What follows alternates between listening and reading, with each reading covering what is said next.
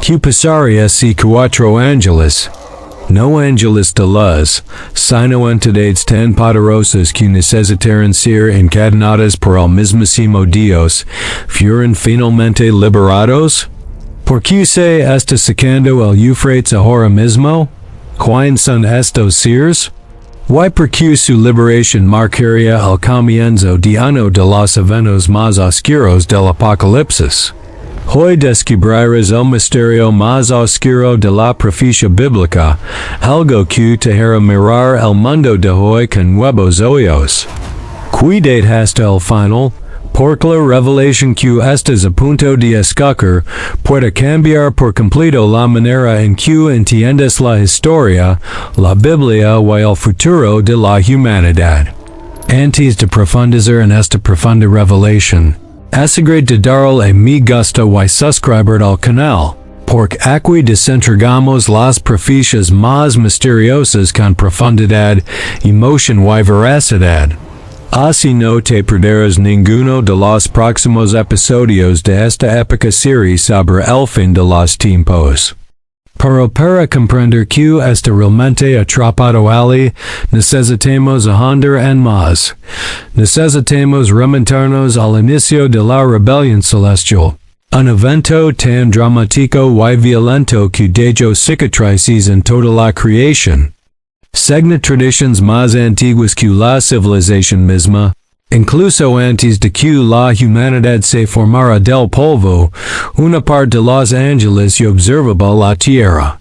Vieron su nacimiento, sus primeras aguas, sus primeras montañas. Era un mundo puro y intacto. Pero algunos, fascinados por esta nueva creación, comenzaron a decir algo que no les pertenece, el dominio. No dominio espiritual, eso ya lo tenían, sino dominio físico, visible, tangible. Con el tiempo, esta ambición se convirtió en envidia. Entonces se convirtió en un deseo. Y finalmente, se convirtió en una rebelión. Estos ángeles, llamados vigilantes, descendieron a la tierra y rompieron el límite impuesto por Dios. Interfirieron directamente con la humanidad.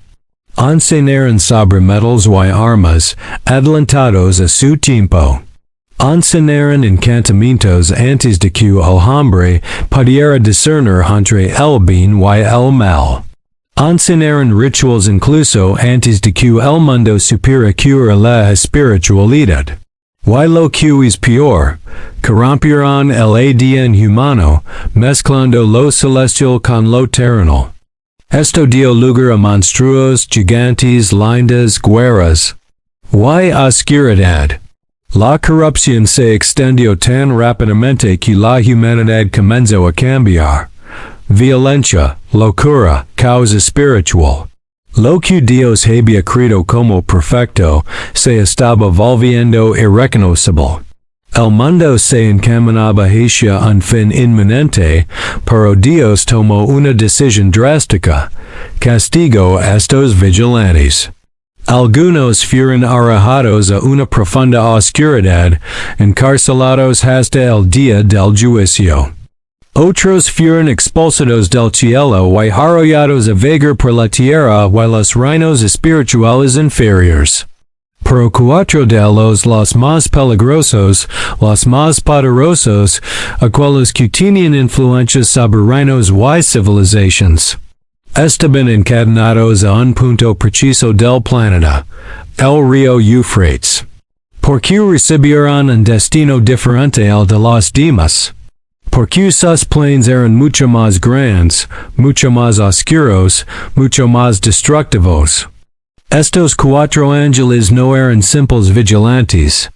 Eran líderes, generals, principados del más alto orden. No se rebelaron simplemente por deseo o arrogancia. Tenían un plan para dominar la tierra a través de la humanidad. Y por eso, fueron encarcelados.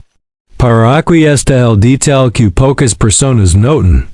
No fueron encarcelados indefinidamente. La Biblia es clara al decir que estaban preparados para una fecha específica. Y eso lo cambia todo, Dios pudo haberlos eliminado. Pudo haberlos destruido. Para no, los preservó para un propósito futuro. Esto significa que estos ángeles tienen un papel que desempeñar en el destino de la humanidad. Y ese papel solo se activará cuando suene la trompeta correcta, la sexta. Ahora, analizamos su detención. La mayoría de la gente imagina que los ángeles encadenados están en una especie de prisión espiritual abstracta. Pero el texto bíblico no lo dice tan claro. Dice que están encarcelados junto al gran río Éufrates.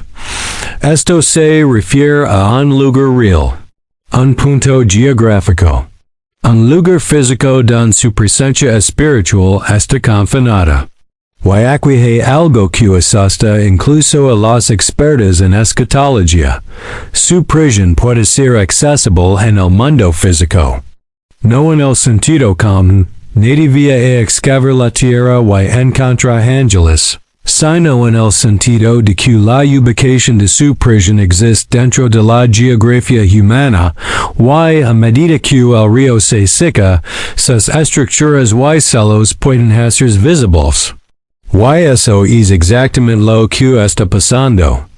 La desiccación del Éufrates revela cuevas, túneles, cámaras y ruinas sumergidas durante milenios.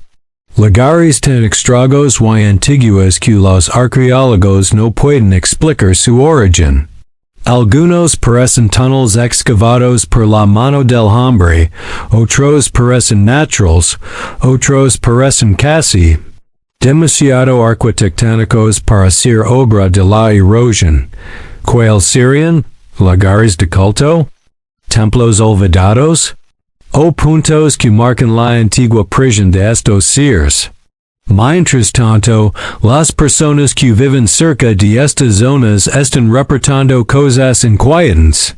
Voces, ecos, sonidos metálicos, lamentos, rugidos apagados provenientes del suelo. Para muchos esto es solo superstición, para otros es una coincidencia. Pero para los que conocen la profecía, estas son señales.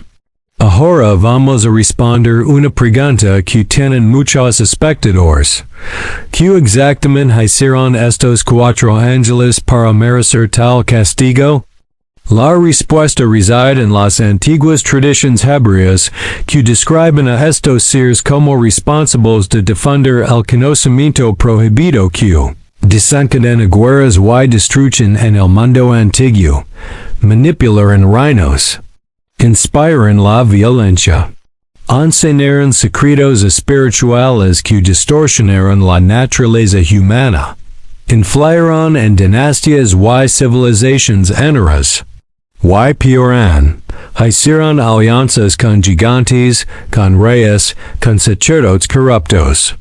Influyeron en los cultos paganos. Crearon sistemas espirituales que alearon a naciones enteras de Dios. Y es por eso que Dios no los destruyó. Los reservó para un propósito. La Biblia dice que cuando son liberados, un tercio de la humanidad morirá. Pensalo, hoy somos de 8 millones. Un tercio serían aproximadamente 2.60 millones de personas.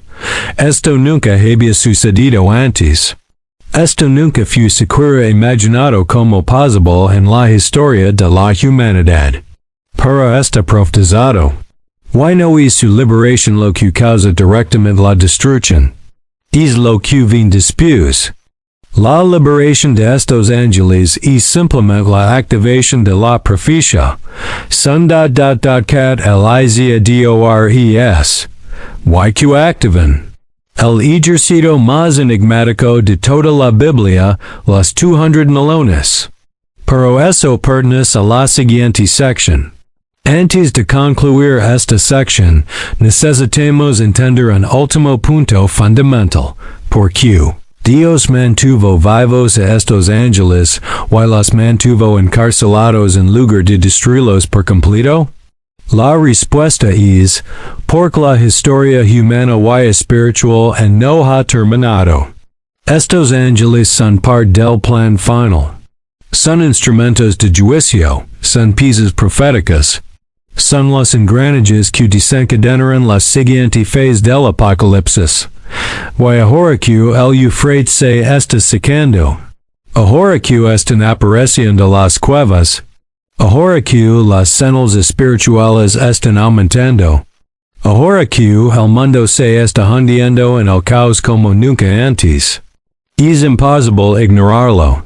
Las piezas se están moviendo. El escenario se está preparando. El reloj se acerca a la hora señalada, y la liberación de esos cuatro ángeles. No será un evento tranquilo. La profecía fue escrita hace casi 2000 años. Ha atravesado imperios, guerras, reinos, terremotos, catástrofes, pocas doradas, pocas oscuras, y finalmente ha llegado en nuestros días. Y ahora, como si el planeta mismo estuviera respirando profundamente antes del juicio, algo comenzó a suceder ante nuestros propios oídos. El Éufrates se está secando, no por semanas, no por meses, pero de una manera continua, profunda, acelerada, como si algo estuviera drenando sus aguas. Que pasaría si en el bloque 1 se estableciera quién son los ángeles, y por qué fueron encarcelados allí. El bloque 2 revela por qué está sucediendo ahora. Y más, que pasa después? Porque la sequía no es el fin, es la señal. Y cuando aparece una señal, la profecía comienza a desarrollarse. Ahora imaginen esto, durante miles de años, el Éufrates fue un río majestuoso, abastecía ciudades, definía fronteras. Sirvió como ruta militar, generaba economía, agricultura y cultura. Era tan vasto y profundo que muchos creen que nunca se secaría. Pero ahora, mientras ve este video, el agua está desapareciendo, dejando atrás un secreto que ha estado encerrado bajo capas de silencio y tiempo. Y aquí es donde entra en juego el Apocalipsis. El libro describe que, antes de la liberación de los cuatro ángeles encadenados, el sexto ángel toca la trompeta. Y no es solo un sonido. Es un decreto. Es una orden espiritual tan poderosa que trasciende todas las dimensiones. Es el anuncio de que la siguiente fase de la historia humana ha comenzado. Pero antes de que los ángeles son liberados, sucede algo extraordinario. Un ángel ante el altar de Dios recibe la orden de liberarlos, al toca la trompeta, y todo el cielo comienza a moverse. Y entonces, solo entonces, comienza el proceso que conducirá a la mayor guerra espiritual y física de la historia de la humanidad, la formación de un ejército de 200 millones. Pero antes de profundizar en este ejército, necesitamos entender profundamente por qué la sequía del Éufrates es el detonante de esta profecía.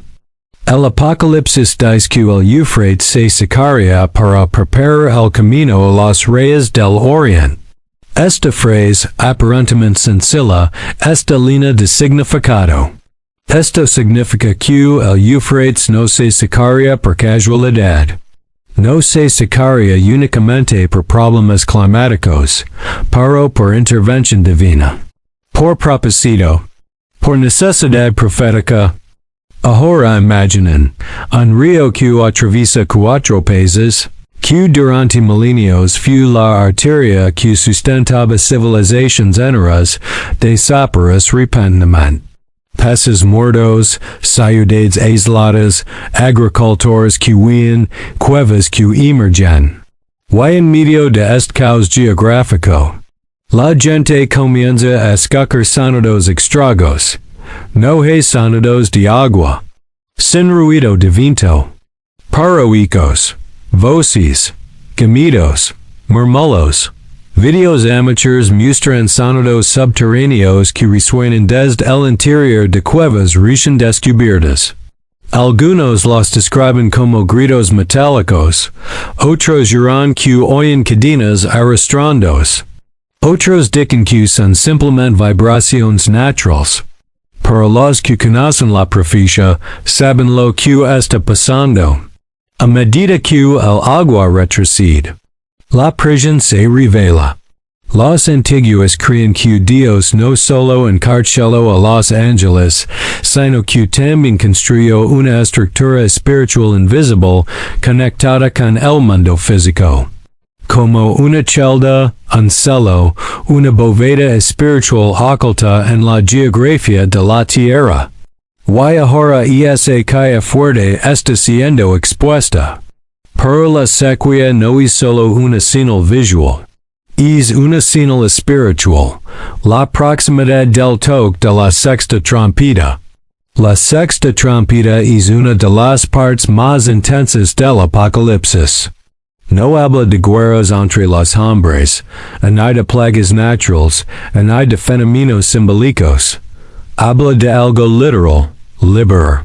El texto dice, liberad a los cuatro ángeles que están atados junto al gran río Éufrates.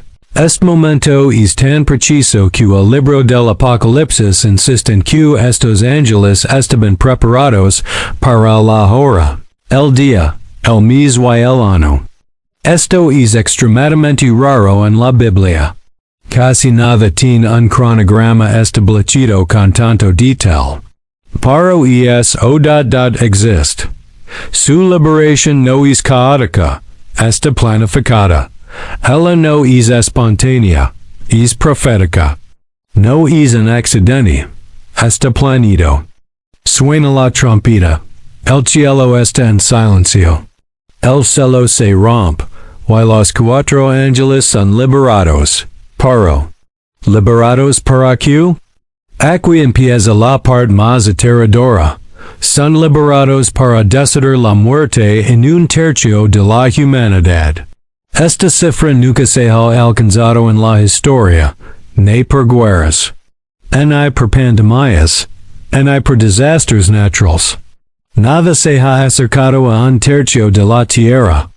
Pero no lo hacen solos, son simplemente los slaves. Ellos están al mando.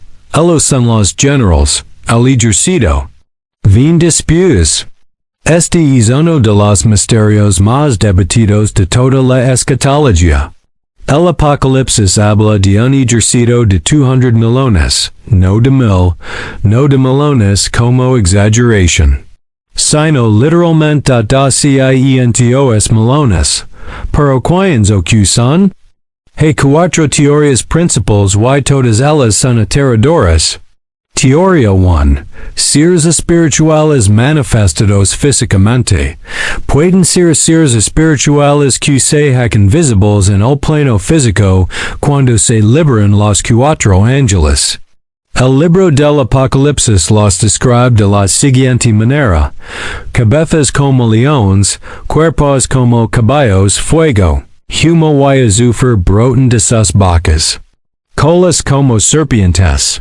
Capacidad de matar esto no parece un ejército humano, parecen criaturas híbridas. Seres que no siguen las leyes de la naturaleza. Seres que no obedecen a la lógica humana. Teoría 2. Un ejército humano poseído. Otra teoría sugiere que el ejército puede ser humano, pero guiado, influenciado o energizado por los cuatro ángeles liberados. En este caso, el mero 200 millones no sería figurativo, sería literal y representaría fuerzas militares colosales capaces de devastar el planeta. Pero el detalle clave es, el texto describe criaturas, no soldados. Y describe armas espirituales, no armas modernas. Teoría 3. Una fusión entre lo espiritual y lo físico. Esta teoría es la que muchos creen que es la más probable. Un ejército híbrido. Donde las seres espirituales se manifiestan a través de tecnología humana o mediante formas físicas creadas específicamente para este momento. Imaginad esto. El mundo, sumido en un completo caos, presencia el surgimiento de seres sobrenaturales entre las naciones en guerra. Un ejército tan inmenso que todo el planeta entra en pánico. Teoría for la reactivación de los vigilantes y sus antiguas creaciones. Antes del diluvio, cuando los vigilantes corrompieron a la humanidad, crearon seres híbridos, gigantes, criaturas poderosas, entidades espirituales que inflaron en reinos y batallas. ¿Qué pasaría si cuando los cuatro ángeles son liberados, estas fuerzas antiguas se reactivaran? ¿Qué pasaría si la misma corrupción que existía en el pasado resurgiera en el presente? Ahora pensalo. El río Éufrates se seca, la prisión está expuesta. Las trompetas se están alaniendo, los celos se abren. Los cuatro ángeles son liberados. Y de inmediato aparece el ejército. No toma mucho tiempo, no es algo gradual. Es inmediato, como si estuviera esperando una orden. Esto significa que este ejército existe. No sucede instantáneamente. No se crea de la nada. Está escondido, esperando órdenes. Pero ¿dónde está él? Esta es la pregunta que resuena entre los escatólogos. Algunos dicen que está en el mundo espiritual. Otros dicen que ya está en el mundo físico, oculto. Otros dicen que es una fuerza que se manifestará en el momento de la trompeta. Pero todo converge en un único punto. Este ejército solo aparece cuando los cuatro ángeles son liberados. Esto significa que son los catalizadores de la mayor destrucción de la historia de la humanidad. Este es el punto más brutal de la profecía. Cuando este ejército se mueve, un tercio de la humanidad muere. No existe paralelo histórico para esto. No hay comparación moderna. Es un acontecimiento que redefine el planeta. Y esto no sucede por las guerras tradicionales. La Biblia dice, el fuego, el humo y el azufre que salen de sus bocas mataban. Esto indica algo más allá de la guerra humana. Incendio, destrucción inmediata humo, asfixia, caos, colapso azufre, juicio, purificación, ataque espiritual. Y todo esto a escala global. Pero aquí está el punto más inquietante. El Apocalipsis dice que, incluso después de tanta destrucción, la humanidad no tiene remordimientos. Esto muestra el nivel de endurecimiento espiritual que se apoderará del planeta. Ahora lo entiendes. Estos cuatro ángeles no son soldados, son generals, ellos son comandantes. Son los activadores de la fase más sangrienta de la profecía. Cuando son liberados, el reloj del juicio final avanza cada vez más rápido, y su ejército se convierte en el agente del caos definitivo. No están aquí para negociar, no vienen a avanzar, no están aquí para enseñar, vienen a cumplir con sus deberes. Y su cumplimiento abre el camino para la siguiente y última etapa, el clímax de la profecía. Desde el momento en que los cuatro ángeles son liberados, el mundo nunca vuelve a ser el mismo. Las fronteras se vuelven irrelevantes. Las alianzas políticas se están derrumbando. La ciencia no puede explicar lo que está sucediendo. Y la humanidad entra en un estado de shock global. Pero lo que muchos no comprenden es que su liberación no es meramente física. Hay algo mucho más grande y profundo sucediendo detrás de escena, invisible. Por cuando suena la sexta trompeta, El mundo espiritual y el mundo físico chocan. Y cuando estas dos realidades chocan, todo lo que conocemos, todo lo que entendemos como normal, se derrumba. Fuerzas que han estado latentes desde el principio de los tiempos están despertando. Los portales que una vez estuvieron cerrados están comenzando a latir. Las regiones espirituales se abren como heridas expuestas. Mientras tanto, el ejército de los 200 millones avanza. Pero aquí está la gran pregunta. ¿Hacia dónde se dirigen? ¿Contra quién marchan? La Biblia no describe una guerra común y corriente. Ella no habla de conflictos locales. Ella habla de algo global, algo que afecta a toda la humanidad. Y lo más impresionante, esta no es una guerra impulsada por disputas territoriales. No es una guerra por poder económico. Esta no es una guerra ideológica ni política. Es una guerra espiritual con consecuencias físicas.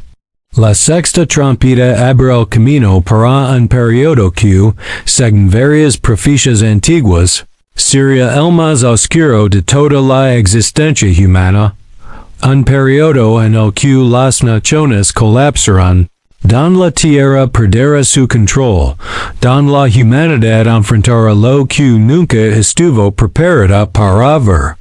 Y cuando los cuatro ángeles toman el mando, sucede algo aterrador. Los reinos comienzan a caer, uno por uno. No a través de ataques militares convencionales. Ni con bombas, ni con drones, ni con misiles, pero por pánico, por causa del caos. A través de manifestaciones espirituales que hacen que ciudades enteras se derrumben sin explicación. Imaginad esto. Los gobiernos intentan comprender qué está pasando. Líderes desesperados clamando por respuestas. Naciones enteras están helando sus fronteras, pero nada funciona, porque lo que liga no viene de la tierra.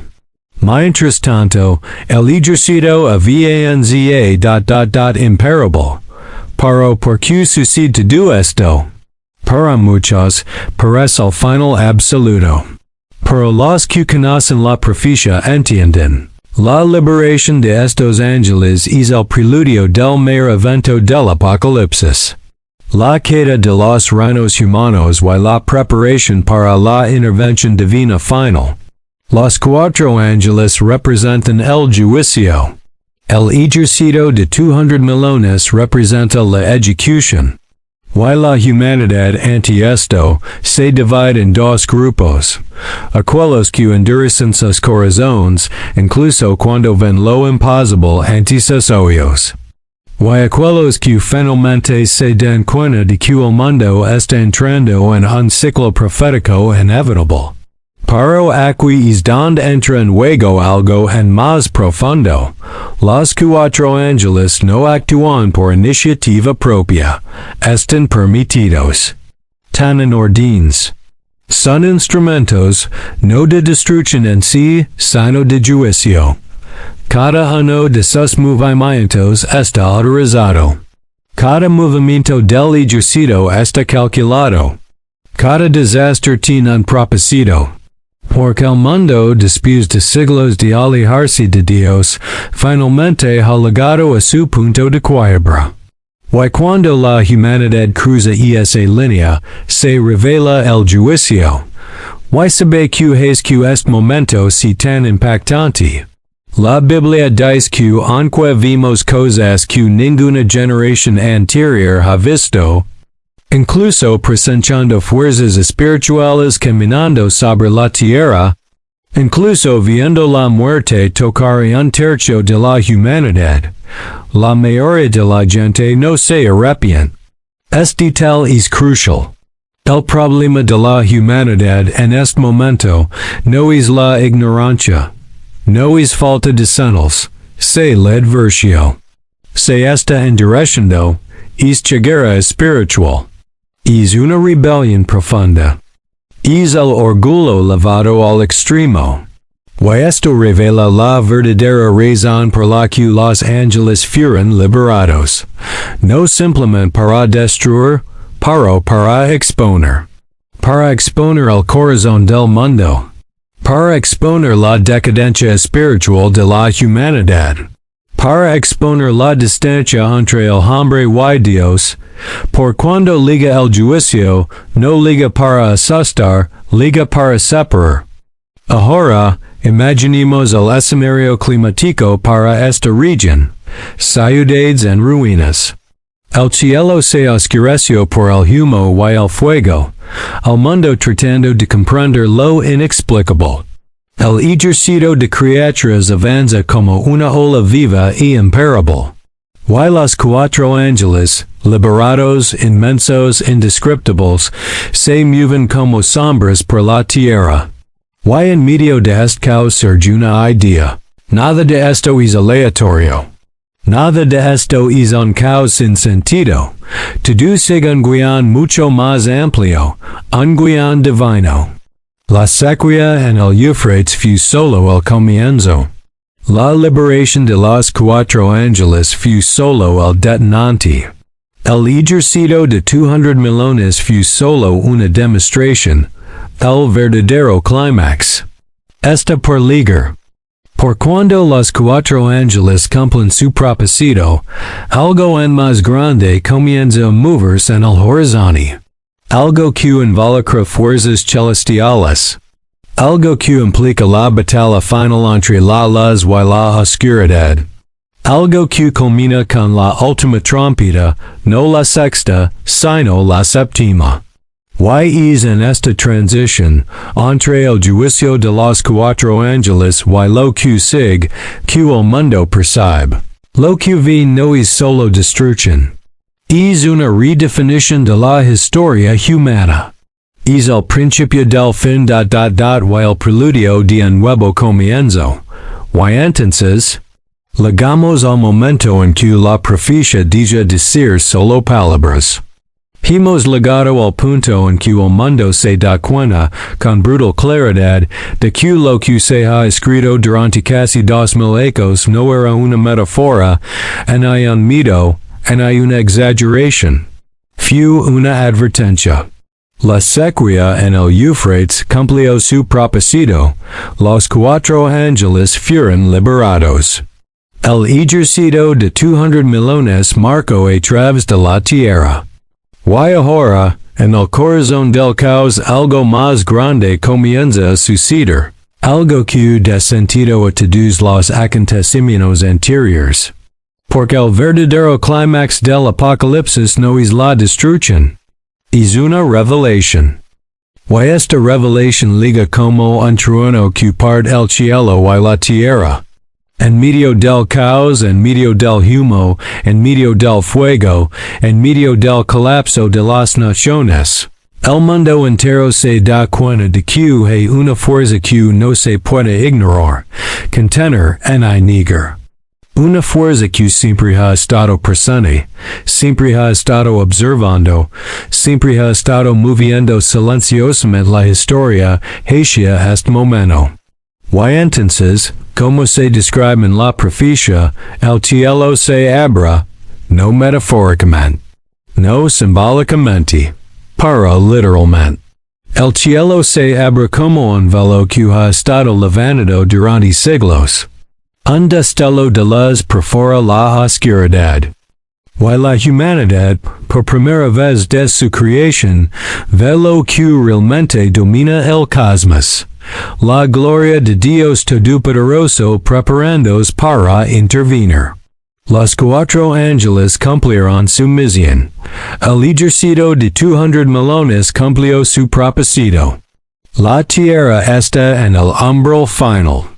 Y en el silencio que sigue al caos, cuando incluso los rugidos de las criaturas cesan, una verdad resuena en los corazones de todos los pueblos. La humanidad nunca ha tenido el control. La historia nunca ha estado en nuestras manos. Todo siempre ha estado conduciendo a este momento. Porque la sexta trompeta no es el final, es el anuncio del fin. Es el grito antes del cielo final. Es la queda de las últimas resistencias espirituales. Y ahora. La séptima trompeta está a punto de sonar. Y cuando suene, como un trueno que gira a través de la eternidad, proclamará aquello que concluye toda esta historia. El reino del mundo ha venido a ser el reino de nuestro Señor y de su Cristo. Y ahí es donde todo tiene sentido. La liberación de los Cuatro Ángeles. La sequía del Éufrates. El ejército de los 200 millones.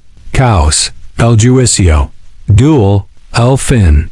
Todo esto sirve para conducir a la humanidad al momento final, cuando Dios reclama lo que siempre ha sido suyo.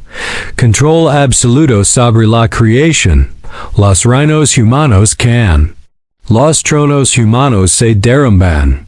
El poder terrenal se está desintegrando. Y el mundo ve por primera vez quien gobierna realmente el universo. Y esto. Este es el clímax máximo de la profecía. La gran revelación. El momento que toda la creación ha esperado desde el principio. El punto de inflexión definitivo en la historia. Ahora que has presentado cada detalle de esta profecía. Ahora que entiendes el origen de los ángeles, su encarcelamiento, su liberación y el impacto devastador que causan. Ahora que has visto cómo el mundo se acerca a su momento más decisivo. Es imposible salir de este video de la misma manera, porque esta historia no trata solo de destrucción. No se trata solo de criaturas espirituales, trompetas o juicios. Es cuestión de elección. La elección que cada uno debe hacer mientras todavía hay tiempo.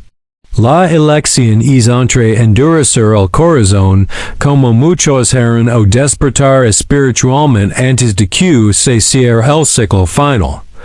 La profecía del Éufrates no pretende asustar. Existe para advertir.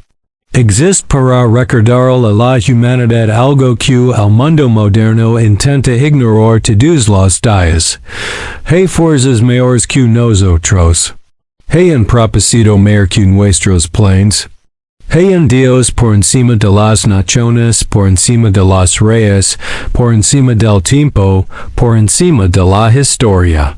Y cuando vimos señales como el secamiento del Éufrates sucediendo ante nuestros propios ojos, no podemos simplemente ignorarlo. No podemos borrarlo. No podemos tratar esto como una coincidencia. Necesitamos reflexionar. Necesitamos despertar. Necesitamos entender que cada profecía completa es una invitación, un llamado a mirar más allá de lo material, más allá de lo inmediato, más allá de lo que vimos. El fin de los tiempos no es cuestión de miedo. Se trata de preparación. Se trata de comprender. Se trata de reconocer que estamos viviendo un periodo que muchos profetas anhelaron ver. YT, estás viviendo en ello. Y antes de que termine este video, quiero dar que una poderosa verdad resuene dentro de ti. La profecía no revela el fin de la esperanza, revela el inicio del propósito. Por cuando la oscuridad llega a su punto máximo, ahí es cuando la luz brilla más. Si has llegado hasta aquí, felicitations. Acabas de atravesar una de las profecías más profundas, oscuras y reveladoras de toda la Biblia. Y si este video te conmovió, te despertó o te hizo imaginar cómo será el futuro, así que no te detengas aquí. Porque profecías en más profundas, en más misteriosas, en más grandiosas, y todas ellas están acercándose a su cumplimiento. Cuidad conmigo, porque el próximo capítulo podría ser en más sorprendente que esto.